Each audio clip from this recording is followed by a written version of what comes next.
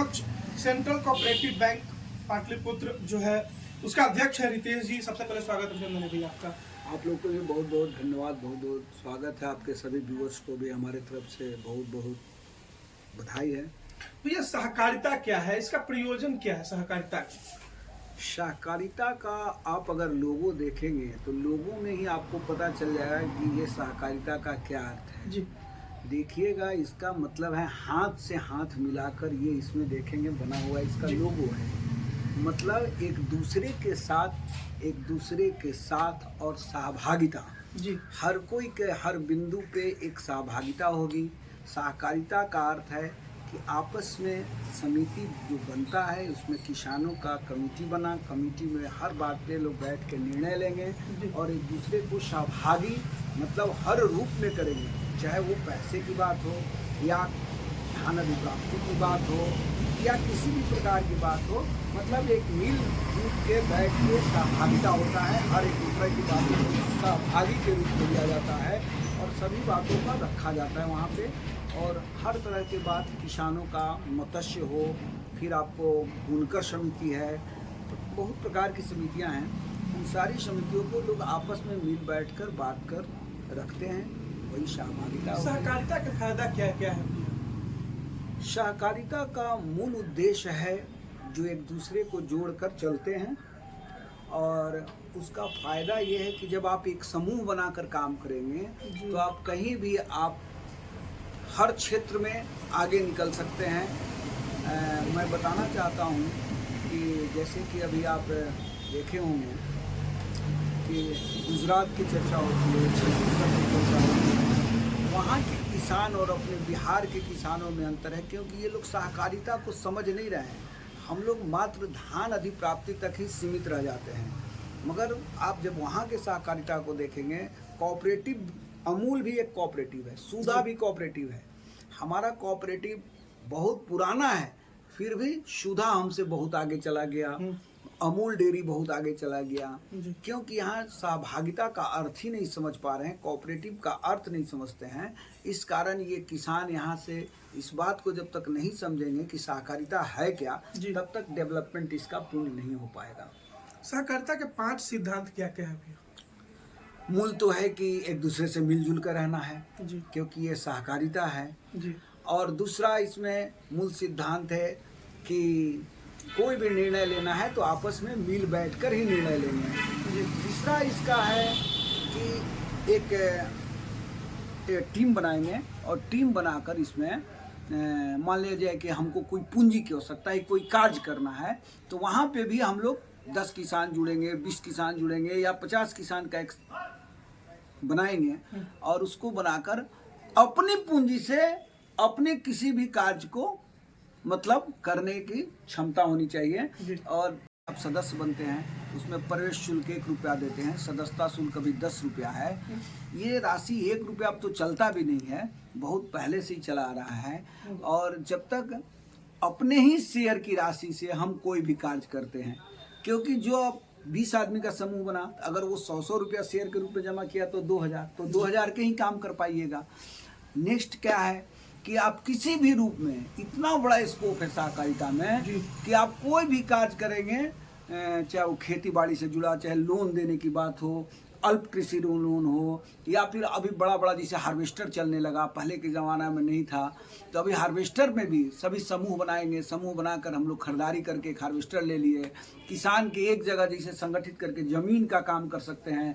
बकरी पालन, भेड़ पालन, बहुत ही प्रकार का है, 5 ही नहीं है, बहुत सारे ऐसा है कि जो आप सोच नहीं सकते, उस प्रकार से आप आगे बढ़ सकते हैं। जितना कहेंगे उतना कम है, स्कोप बहुत है इसमें। सहकारी बैंक में कितने निदेशक होते हैं भैया?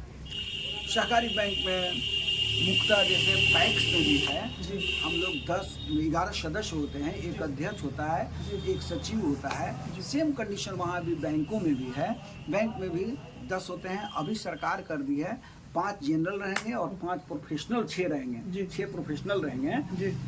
मगर सोसाइटी है, जो सोसाइटी जैसे कि हम लोग 2 सामान्य से रहते हैं, 2 सामान्य महिला रहती है, एक पिछड़ा वर्ग से आते हैं, एक पिछड़ा वर्ग महिला से आती है। प्रोफेशनल में जैसे कि आप MBA किए हुए हैं, जैसे कि प्रोफेशनल में आप लॉयर हैं, और मान ली कोई समिति से चुन के आए हैं तो वहाँ पे जाएंगे। जी, अभी भैया पैक्स का चुनाव चल रहा है, कुछ पैक्स अध्यक्ष नए उम्मीदवार हैं जिनको सहकारिता के बारे में भी पता नहीं है।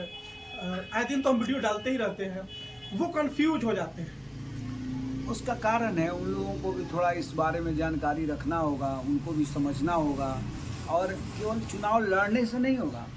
हम लोग भी अभी विगत कई एक वर्षों से हैं, पर सीखना है, यहाँ भी नॉलेज रखना होगा आपको। अभी तक हम ही लोग भी सीख रहे हैं, क्योंकि रोज़ रोज़ इसमें बायलॉज में बदलाव हुआ है। अभी न्यू बायलॉज आ गया, भारत सरकार नए ढंग से अभी पहली बार मंत्रालय भारत सरकार बना है, तो हम लोग भी सीख रहे हैं।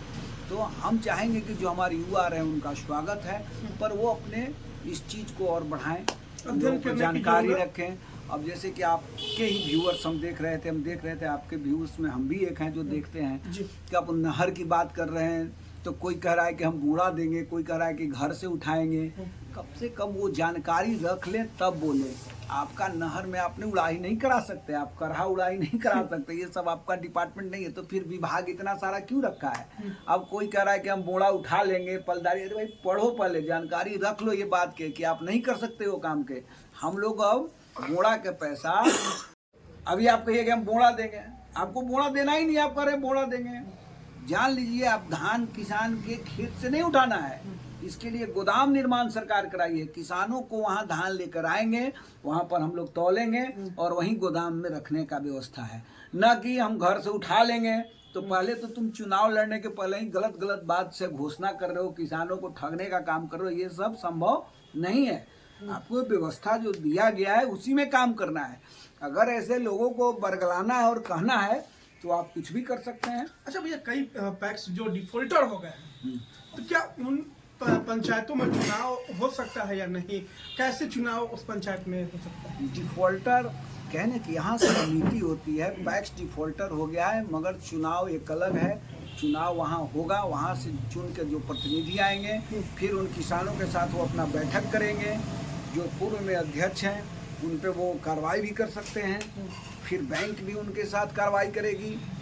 डिफॉल्टर के लिए उनको जब चुनाव जीत के आएंगे तो आपस में लोग बैठ के किसान से चर्चा करेंगे, फिर उसकी कैसे भरपाई करनी है बैंक को, वो उनका विषय रहेगा। क्योंकि एक समिति है, बार बार हम करें कि लोगों के बीच से ही काम होता है, तो वो उनको पैसा उस रूप में जब जमा करेंगे, आगे नेक्स्ट काम करेंगे। चुनाव जीतने के बाद भी आप कुछ नहीं कर पाएंगे अगर आपकी टैक्स डिफॉल्टर है तो। मगर इसके लिए आपको करना क्या होगा कि आप अपने समिति में निर्णय लीजिए, आप जो पूर्व अध्यक्ष हैं उन पर कार्रवाई कीजिए, क्योंकि डिफॉल्टर समिति के लिए बहुत ही नुकसानदायक है।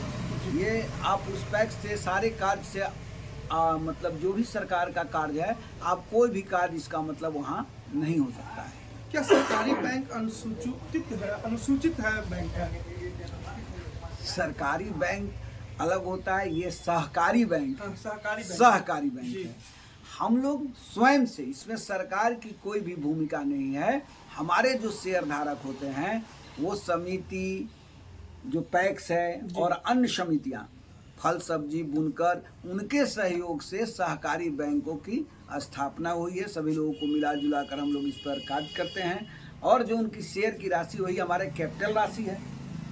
देखिए, कई किसान फसल बीमा में उलझे हुए हैं कि फसल बीमा कैसे की जाती है। कई पंचायत के लोग भी, फसल नष्ट हो जाता है लेकिन उनको कहीं सरकार से कोई भी अनुदान वगैरह नहीं मिल पाता है। हम लोग इस बात को सरकार के पास रखे हैं जी। सरकार से हम लोग की बातें हुई हैं। अभी 2 तरह के फसल योजना सरकार मतलब फसल सहायता योजना चल रहा है। मतलब अन्य राज्यों में जैसे प्रधानमंत्री फसल सहायता योजना है, हमारे यहाँ मुख्यमंत्री फसल सहायता योजना है। सरकार में इस बार कैबिनेट में गया है, ये किसान पे छोड़ दिया जाएगा कि मुख्यमंत्री फसल सहायता लेना चाहते हैं या प्रधानमंत्री फसल सहायता लेना चाहते हैं। जिस भी योजना का आप उपयोग करेंगे उसमें अपना टिक मारेंगे। कोई मुख्यमंत्री फसल सहायता योजना अगर चाहता है तो वो भी ले सकता है। ये किसानों को ऑप्शन आने वाले समय में मिल जाएगा। किसी को अगर इच्छा होगी तो फसल सहायता योजना, प्रधानमंत्री फसल सहायता योजना लेना चाहती है तो उसमें अपना मारेगी। जो अपना बिंदु पे रहेगा उसको टिक कर लेगा, उस अभी हिसाब से भैया ये देखिए, चालू हो अब जाएगा। विक्रम प्रखंड की अगर बात की जाए तो किसान ई भवन भी है। किसान भवन में बीज के लिए लोग जाते हैं, लेकिन पर्याप्त मात्रा में ही बीज आता है कि पहले और अब पहले पाओ। किसान की संख्या ज्यादा है लेकिन बीज जो है कम आता है, कैसे देखेंगे? देखिए, जी सहकारिता से नहीं है, ये कार्य कृषि विभाग का है और उनके पास सीमित संसाधन है। उस सीमित संसाधन में ही उनको करना होता है, इसलिए जो पहले आएगा सो पहले पाएगा, क्योंकि संसाधन उतना नहीं है। तो जिसको अगर जरूरत है वो जरूर पहले चला जाएगा, और सीमित संसाधन में करना है तो उतना ही में करना है आपको। सब ब्लॉक का बंटवारा हो गया है, कितना इतना मिला है उसमें ही आपको करना होगा, इसके लिए कोई बाहरी उपाय नहीं हो सकता है। चलिए, बहुत बहुत धन्यवाद आपका भैया। चलिए, आप सभी को भी बहुत बहुत धन्यवाद।